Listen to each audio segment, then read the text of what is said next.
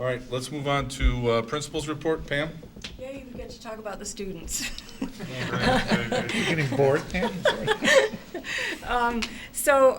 Things are clipping along. The first thing is we have to get all the students through the summer residency and registration process. And when I started 4 years ago, on the first day of school, we had 140 families who hadn't registered yet. We've steadily brought that down through improving our process. And we have just 20 families at this point that haven't registered. And we've called them all repeatedly. A number of them are saying that they're transferring to different schools or moving, but they haven't come and actually withdrawn their children yet. And a few we expect some students will show up tomorrow, and we'll handle that in the here and now. We do Kevin and I present to you a transferring in and transferring out later on. I think that's usually about September when things calm down. But what I wanted to tell you is kind of where we're on pace from past years, because I think you find that interesting. 4 years ago, at this time, starting on the first day of school, we had 52 transfer ins, 42 the next year, 63, but we've already had 85 this year transfer in. So it's really been an influx, and our transfer out numbers are down lower than they have been in the past. At this time last year, we had 37 students transfer out. We have 20 this year. So I have some enrollment numbers, but these were from Monday at the end of the day, and so all our transfer outs had been deactivated from our system, but it takes us a little bit of a lag to get all our new students in. And at that point, I want to say, Tim, do you remember what you estimated you were going to be at? 61.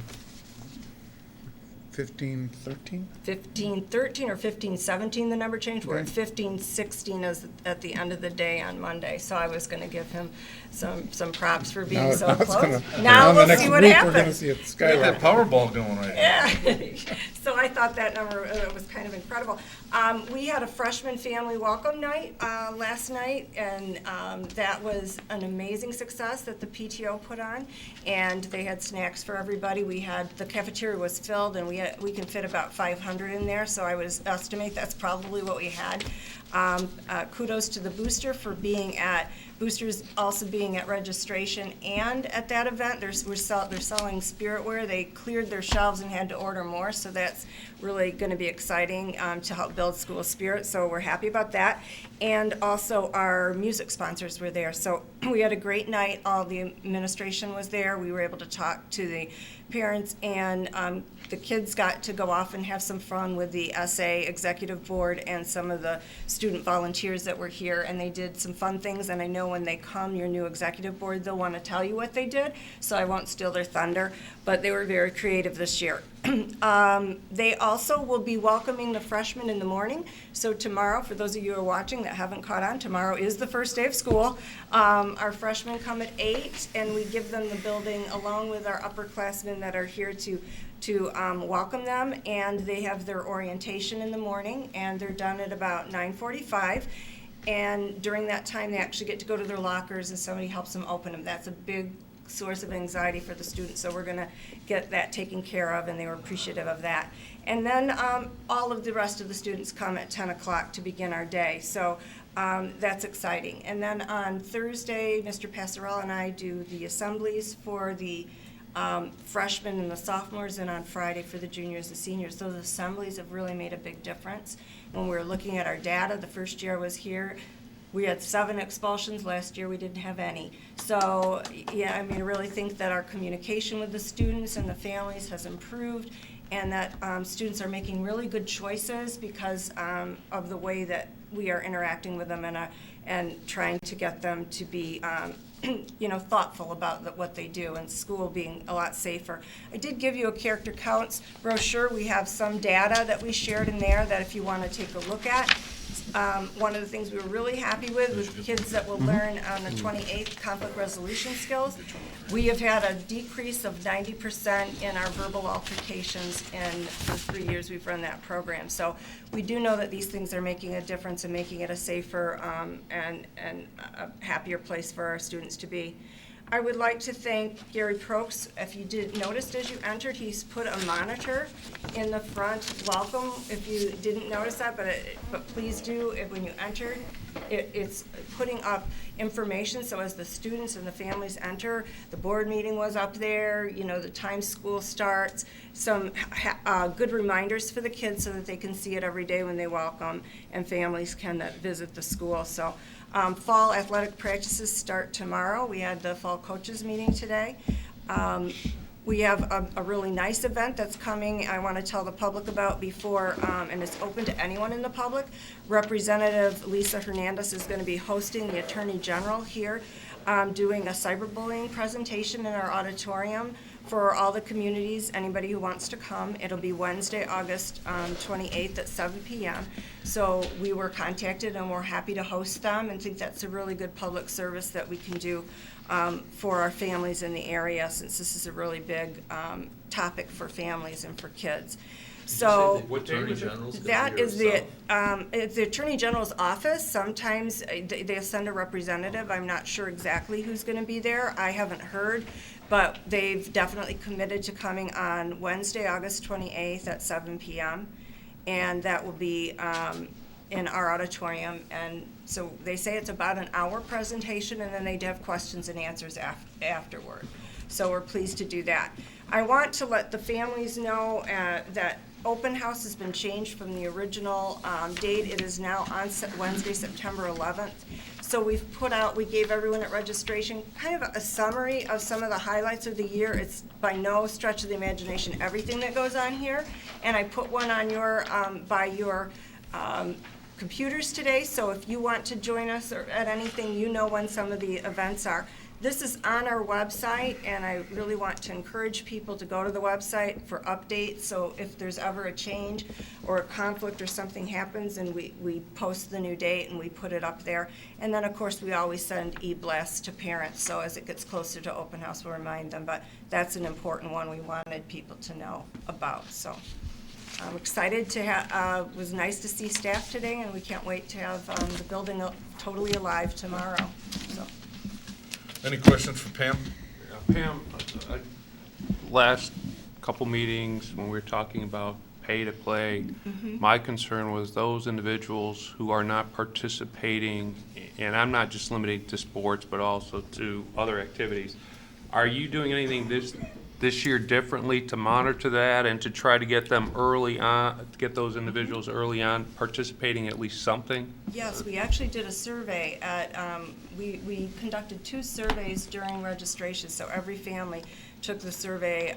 The parents took one with the help of their students, because it was a technology survey asking that the district wanted to find out what kind of access people have at home and how connected they are. And so some of the questions, like the operating system, the kids answered for their parents. Not all the parents knew all the answers. So that was a nice survey to do. And so I'm sure at some point we'll be giving you a report on what we learned from that. The other survey was an activity survey, asking students what they were involved with before and what they're interested in taking this year. And so the students all took that, and we'll have data we can disaggregate. Then the counselors meet with like the freshmen within the first 2 weeks of school, and they're going to start, really pushing for that engagement piece and trying to get kids connected to things.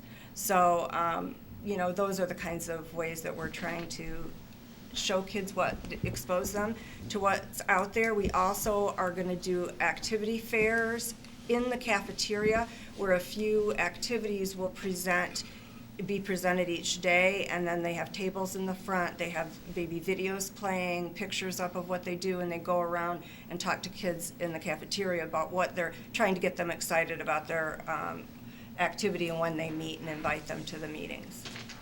And outside of the pay-per-play, are we keeping like attendance or marking in Skyward or whatever the program is, those who are doing something to get active, and then we can identify those who aren't and build on our discussions from a couple weeks ago? And we did get trained, some of our staff was trained in Skyward so they can pull better data reports, because we do have, it's only as accurate as what you input, though, is the catch. So having a way that the sponsors are continuing to update as they get new members, so that we can, not just collect that that information one time a year, but, get updates. So as more people join, make sure that we list them in. They give us our rosters and it's all entered at the beginning, but that's kind of a fluid thing that can Right. change. So trying to get that as accurate as possible. Then identify those that are the targets. That are missing, and then make sure that we try and connect them. Any other questions for Pam? Pam, is there an update on that AP computer class? Not at this time. We haven't looked into that, but we were going to, discuss that with the Leadership Council and look into the curriculum of that. I know Kristen has started some research on it, but we only had one leadership meeting, and that was on Monday with the full leadership. So, and I'm happy to announce, which I should announce, that we are paperless now with the Leadership Council and as well as with my Building Administrative Council. Everybody has a tablet or a Chromebook, and therefore we are trying to model, moving into the new world and get used to and comfortable with those tools, so that if we start using those and rolling those out with students, we are really used to the cloud environment, used to how to share, what to share and how to utilize. So that was interesting, trying to work through some of the barriers of that and get acclimated to it. But that was the only meeting we had so far, so we didn't really get to that one on the agenda yet. I did forward that to Kristen and Pam and Sandy Cheka, who's our only computer science teacher. Sandy Cheka was at a computer science technology conference at Triton. So she's also an AP scorer for computer science. So she was gonna look into that a little bit, just make sure she's certified to teach it. One of the issues we found last year was with Sandy's certification. We did post for a computer science teacher, and we went through all of our resources and did not get enough applicants. Matter of fact, I don't think we had any applicants that were qualified in computer science in regards to what the state requires, unless you were grandfathered in under the old requirements. And Kevin, she just told me today she got a notice from the Right. state that they lowered the amount of credits you have to have for that. So they're trying to change those requirements so we can offer more of those things in the school, because most schools don't have people who are, at this point, qualified to teach them. So long story short, we are looking into it, and we just want to also make sure we would be able to staff it should we offer it. Okay, thanks. Okay. Any other questions for Pam? All right, let's move into our consent agenda. Do I have a motion on the bills and minutes? Section 5. What? You skipped it. Oh, I'm sorry, additional discussion items. Is there any, I'm sorry. The one No, the before one that. Visitors, okay. Is there any, well, seeing, okay. Is there any visitor statements tonight, seeing the vast crowd out there? Bob Skolnick, do you have any questions? All right, thank you very much. Let's move on to additional discussion items. Anybody want to add anything to the board?